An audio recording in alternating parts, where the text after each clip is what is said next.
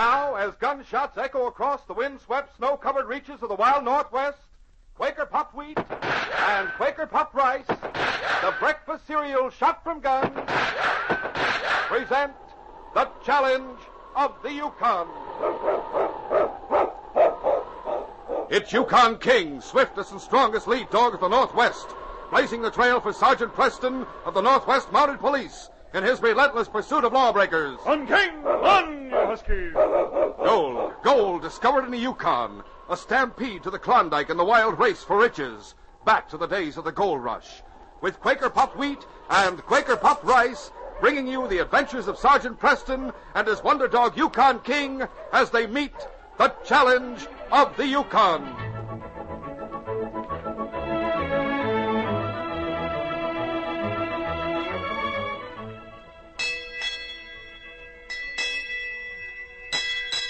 Fellas and girls, long hours at school or playing football or games calls for a hearty breakfast. Tomorrow, make yours a breakfast of delicious Quaker puffed wheat or Quaker puffed rice with milk and fruit.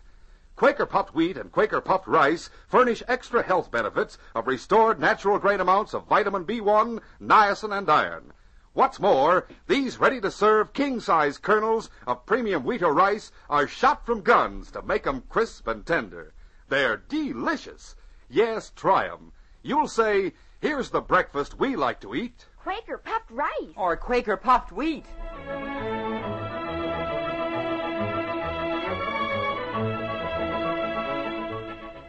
At Mounted Police Headquarters in Whitehorse, two officers, Constable Drake and Corporal Jenkins, sat talking beside the big stove. The subject of their conversation, a big black dog, lay at the younger Mountie's feet, and Constable Drake smiled down at him as he told Corporal Jenkins about him. Well, Shadow's a little too big to use with the average dog team. Well, what breed is he anyway? He's half wolf and half Newfoundland. Shadow. That's certainly a good name for him. He never lets you out of his sight. You ought to meet Sergeant Preston. He's up in Dawson City. He has a dog that's just as faithful as Shadow. You mean King? Mm-hmm. Of course, I've heard of both of them. They're almost a legend in the force. Yeah, I'd like to see that dog of Preston's. They say he's a wonder. You'd have a lot in common with Preston. Well, maybe you'll get a trip north one of these days. Well, I doubt it. Until we clean up Soapy Smith's gang, we haven't enough officers here in Whitehorse. Like to have an assignment up there, though. It's rough country, Drake. But it's interesting. Can one of you officers come with me right away? I just found old Jim Patterson out in his cabin at the edge of town. He's dying, I think. Oh, what's that? Somebody robbed him and must have gone off thinking he was dead. Jim Patterson? Yeah. Well, of course. I'll be right with you, Jake. You're off duty, Drake. You don't have to go. I'll go with you anyway. I like old Jim. Come along, Shadow. Is Jim conscious at all? He's trying to talk, but I didn't wait to get what he said. I headed straight for here.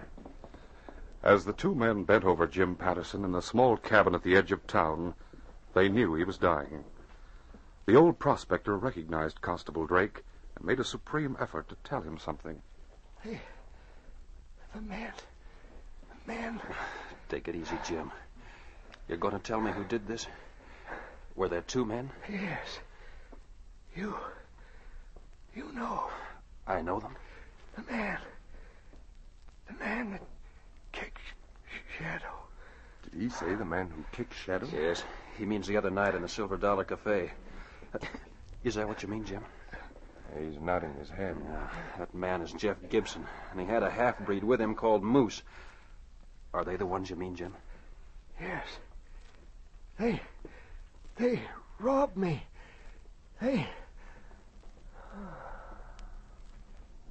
Jim. Is he gone, Corporal? He's dead. Yeah, poor Jim. Why are these men he was talking about, Drake? They were newcomers in town. One of them bumped into me the other night when I went into the $Silver Cafe. Shadow growled at him and he kicked him. Shadow would have torn him apart, but I caught him in time. I asked the bartender about them later. Were rough-looking customers, and I got their names. Jim was sitting at a nearby table. Would you know the men if you saw them again? Of course. Uh-huh. Well, the inspector will probably give you the case. I'm going to ask for it. Jeff Gibson's going to pay for this. And Shadow has a debt to settle with him, too. About a week later, up in Dawson City, Sergeant Preston of the Northwest Mounted Police entered the office of Inspector Grayson.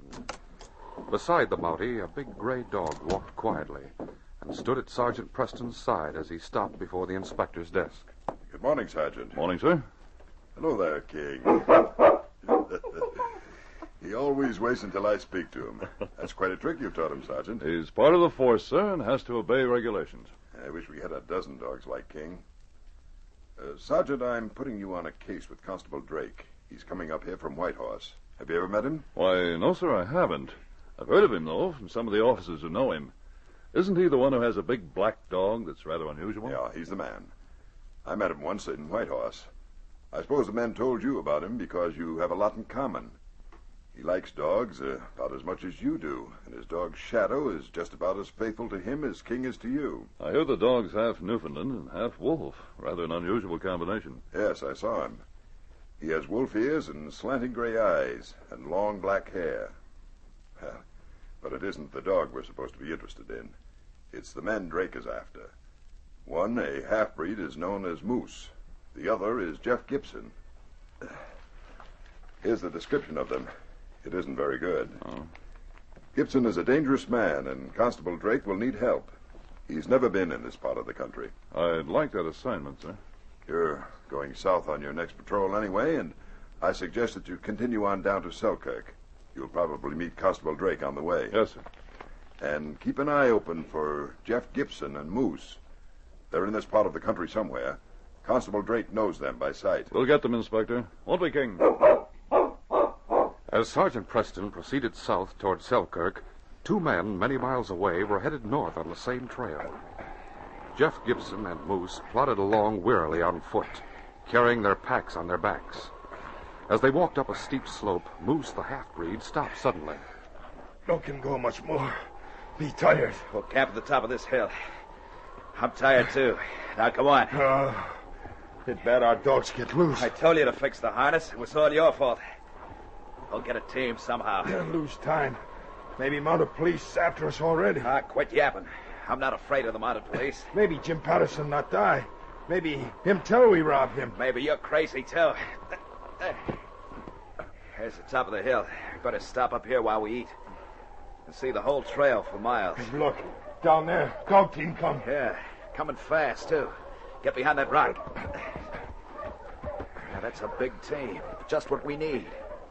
Say, wait a minute. What's wrong? Look at that big black dog. It isn't hitched with the team. Huh? It looks like that Mountie's dog. The one that went for me in the cafe the other night. Look how big it is. You think maybe that Mountie? I know it is. I'd know that black cur is anywhere. No wonder that's a big dog team. It's Constable Drake, and he's alone. You better hide off trail. Hide nothing. I'm waiting right here behind this rock till he gets close enough to shoot at. You not kill Mountie that bad, we'd get caught. Nobody'll find him. Now, get a good beat on him from here. You get him. Wait a minute.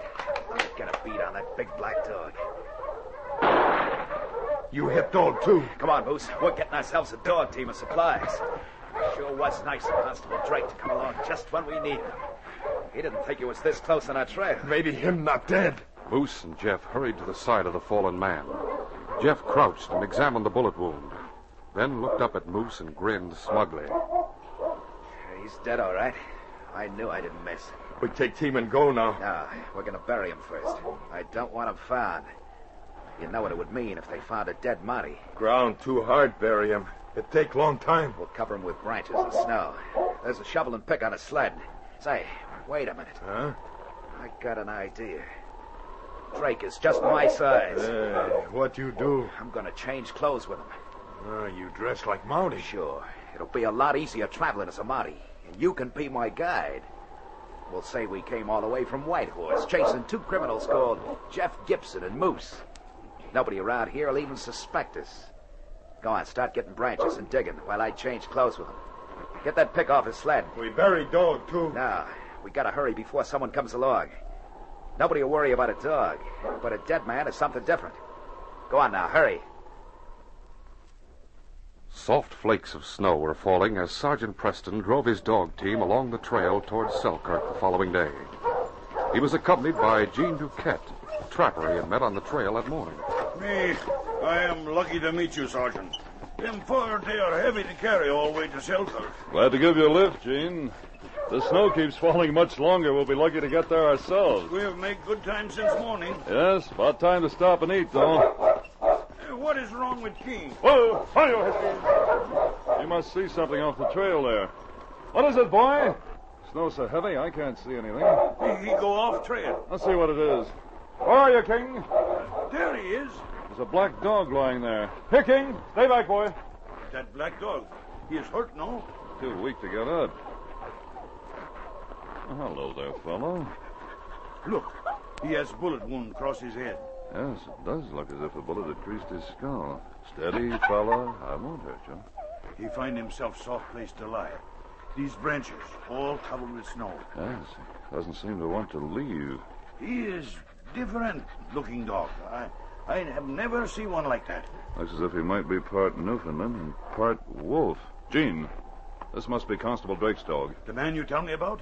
The one you are to meet? Yes, look. Gray eyes, wolf ears, long black hair. Well, maybe that Mountie, he think he is dead and leave him. Constable Drake would never do that. This dog's a pet. Something must have happened to the constable. Gene, we're going to see what's under this pile of branches.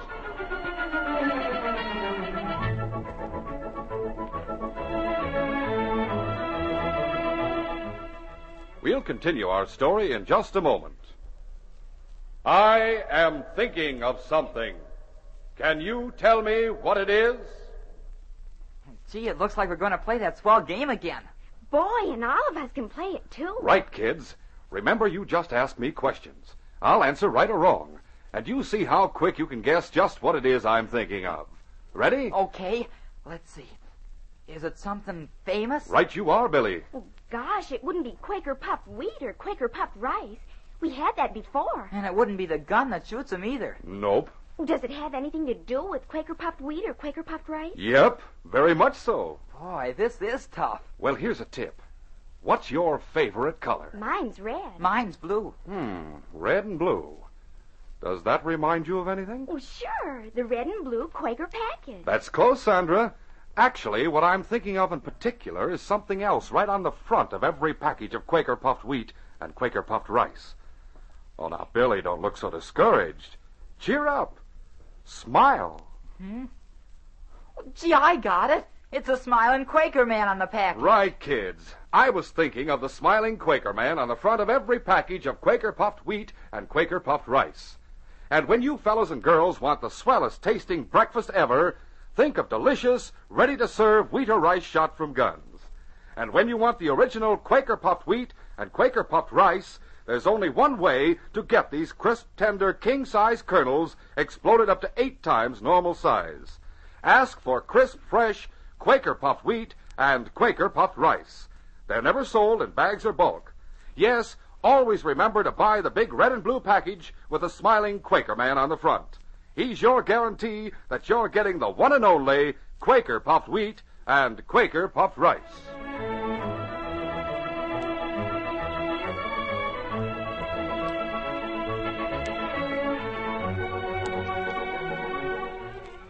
Now to continue our story.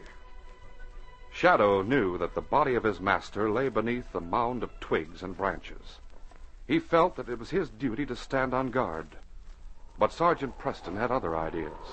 He stepped forward. Stay back there, King. It's all right, boy. You won't hurt me. Come on, fella. Easy now. You are a brave man, Sergeant. Me, I would not like to do that. There, his office. Now let's get at those branches. Soon this snow would have covered them all. Help me with this big one, will you? Yeah, there. Maybe I should get shovel. There's loose snow and dirt. No, I don't think it's necessary. We didn't do a very thorough job. We can scrape it away with our hands. That's your master, isn't it, old boy? Wait. Get his body all right. Here it is. But look, this man... It's Constable Drake. They took his clothes. They didn't take time to remove his shoes. They're regulation. I'm wearing a pair exactly like them. But who would do thing like this? Probably the men he was after. Jeff Gibson and Moose. They must have ambushed him. What, this dog? He would fight them. They must have thought they'd killed him. You think they take clothes so no one will know he is Mountie? Maybe another reason. The man who did this may be wearing the uniform. He pretend he is Mountie? It'd be a good disguise. He could go anywhere, as long as he avoided members of the force. He's probably headed for the border. But they would meet us on trail. That is way they must go to border on trail we come on. Wouldn't be hard to avoid us. They saw us coming. We had gone into a canyon off the trail until we passed. This snow has covered all tracks.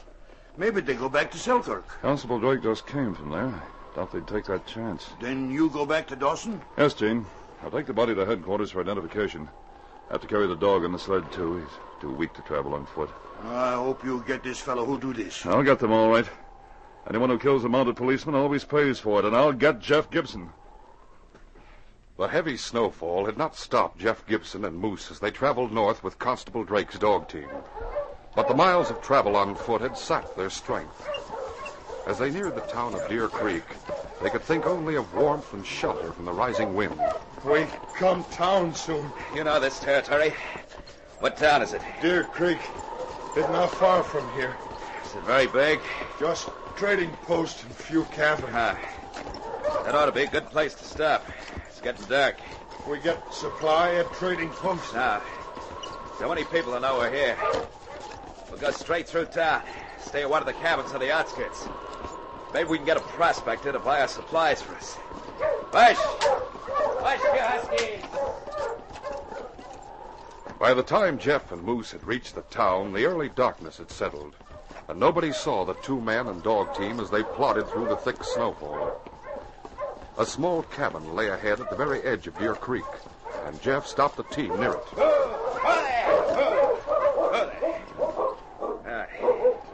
Here's a good place. It's a good distance away from the other cabins. You think we can stay here for a night? We can with this uniform.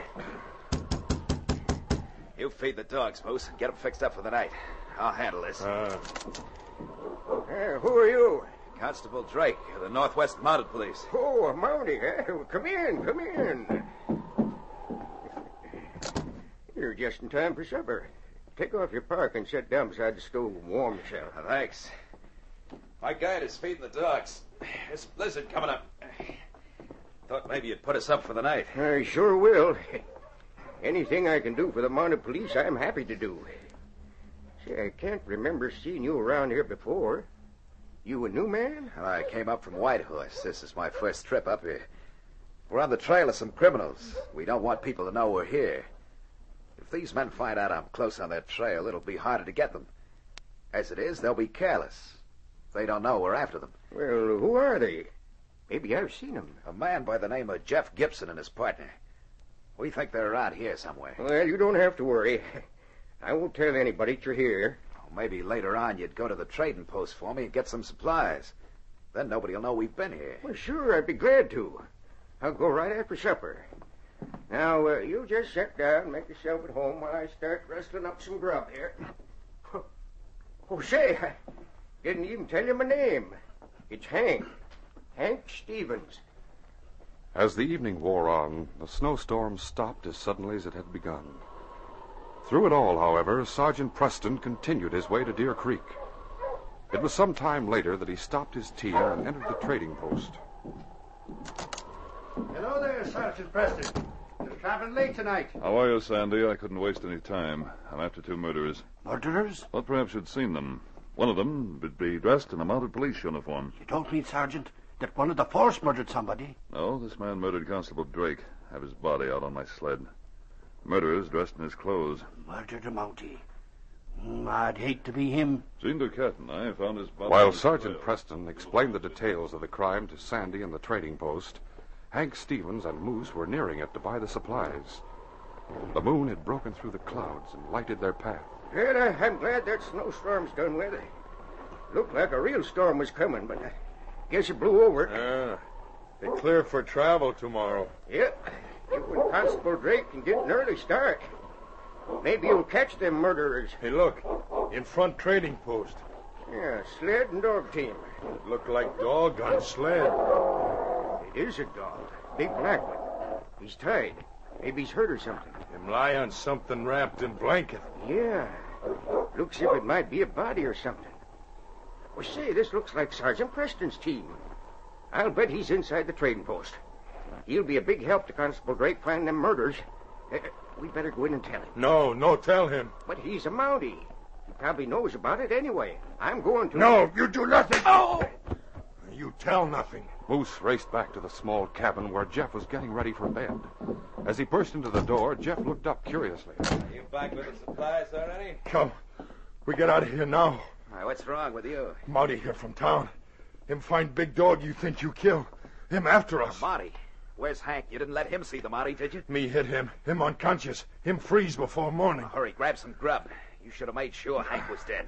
May come to before he freezes and start blabbing. It cold. Him freeze soon. Come, we go now. I'm ready.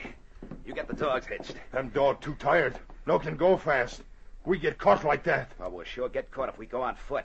I'm taking that dog team. Me go cross country. Me not go with you. Go ahead. I won't stop you. We'll split the gold we got from Jim Patterson and separate. Maybe we can shake that Marty better if we go in different directions. Anyway, you may never know we've been here. Jeff and Moose hurriedly divided the stolen gold, then set out from the cabin. In the meantime, Sergeant Preston had finished the hot tea Sandy had made for him. As he put the cup down, Sandy noticed the deep lines of fatigue in his face from the long, hard trip he had had that day. Sergeant, you're dead in your feet. Why don't you just go to bed and let me put the dogs away for the night? I'll get my parka. That sounds like a good idea, Sandy. I am tired, but I'd better help you with the dogs. That black one on the sled needs special handling. You'd better bring him in here for the night if he's wounded. No, I'm afraid he wouldn't leave the body of his master. I'll let him sleep beside it. Well, I'll help you with the dogs. Come on, King.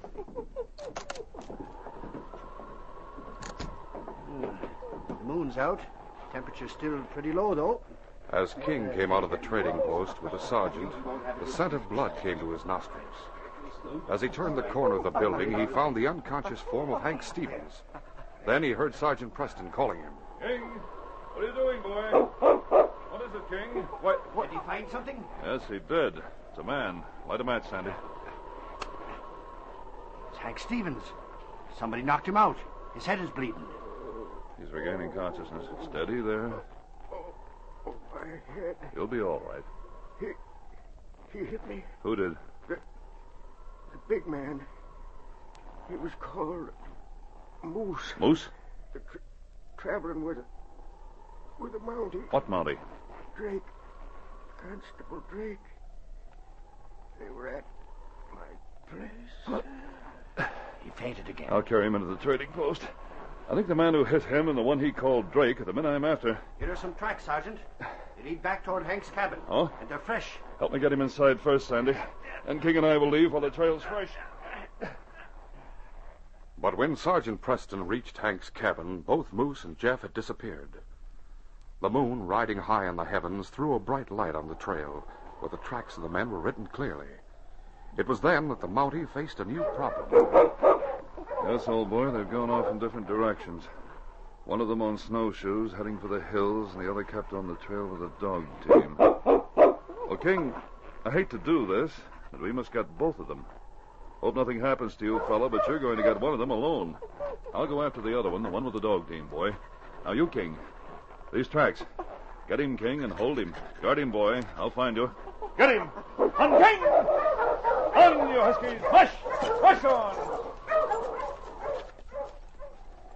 It was almost an hour later that a dark blot on the white snow of the trail ahead made the Mountie slow down, leave his team, and approach on foot. It was a sled and team, the dogs lying exhausted in the snow. Just as Preston bent over the sled, there was a spurt of flame from a thicket about 50 yards away. A bullet whistled close to the Mountie's ear. In a split second, Sergeant Preston's gun answered. A crash of branches told him he had hit his mark. Cautiously, he approached, his gun held ready. But Gibson lay motionless in the snow until the Mountie bent to see how badly he had been hit. Then the outlaw turned quickly and his gun came up. I'll get you. Wait! Preston felt the gun's flame brush his cheek. Taken completely by surprise, he was off balance. He threw himself to one side. Playing possum, eh? I'll tell you. Jeff Gibson fired again. Then Preston's gun barked. One bullet tugged at the Mountie's tunic, but Preston's shot was true. It hit the other's shoulder with sledgehammer force. Jeff's arm was numb and helpless. His gun fell to the snow. That was a good trick. It nearly worked. Got me. I give up. You, Jeff Gibson? Yes, you know I had on my shoulder. Don't kill me. I'll tell everything. I won't kill you. The law will take care of that. I arrest you in the name of the Queen. My shoulder. I'll bring my dog sled here and take you back to town. Hurry up. In the meantime, King raced after the man his master had told him to catch. His silent gray form streaked over the snow like a shadow. And Moose, though he turned now and then to look over his shoulder, was sure he was not being pursued. Silently and swiftly, the great dog King closed the gap between them. And then, with a roar, he leaped at the half-breed's back, knocking him to the ground. Get away! Stop, you devil! Help! Where's my gun? Desperately, Moose reached for his gun, but King's great jaws closed over his arm. No! My arm! Let go! Stop, you! The great dog King had learned his business well. Careful training had taught him how to handle a gunman. He increased the pressure of his jaws on Moose's arm until the outlaw dropped his gun. Then King relaxed the arm and stood with bared fangs close to Moose's throat. Paralyzed with fear, the big man lay still. The slightest movement brought a warning growl. No, no! Sweating with terror, the killer lay motionless and helpless. Time passed slowly.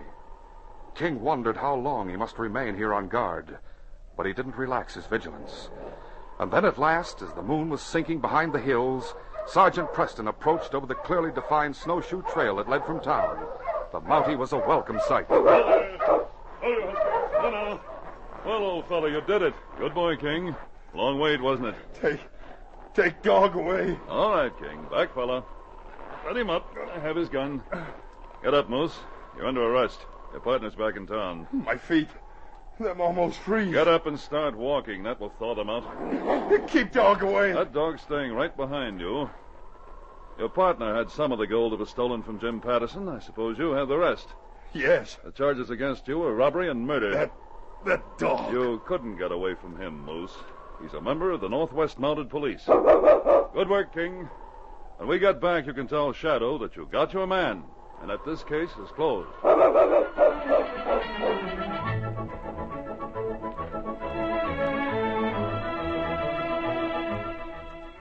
In just a moment, Sergeant Preston will give you a preview of Monday's program. Here's how Mother can make your family a breakfast-happy family this coming weekend. Be sure to order Quaker puffed wheat and Quaker puffed rice. Just one bowlful of this swell-tasting, ready-to-serve cereal shot from guns, and you'll say nothing tastes so swell, except maybe 2 bowlfuls. But mind you, to get the original crisp, fresh wheat and rice shot from guns, always buy the big Quaker red and blue package. Quaker puffed wheat or Quaker puffed rice is never sold in bags or bulk. These radio dramas, a feature of the Challenge of the Yukon Incorporated, are created and produced by George W. Trendle, directed by Fred Flowerday, and edited by Franz Stryker. The part of Sergeant Preston is played by Paul Sutton. They are brought to you every Monday, Wednesday, and Friday at this same time by Quaker puffed wheat and Quaker puffed rice, the breakfast cereal shot from guns. Listen Monday when Sergeant Preston and Yukon King meet the Challenge of the Yukon in the adventure of The Second Chance. How would you like it if you were faced with the necessity of tracking down and arresting one of your best friends? Well, that's what King and I thought we'd have to do after the robbery on the Christmas River Trail. We were wrong. Instead of a friend at the end of the trail, we found the smoking 6 guns of a pair of desperate killers. Be sure to hear this exciting story Monday. Till then, this is J. Michael wishing you goodbye, good luck, and good health from Quaker puffed wheat and Quaker puffed rice. So long.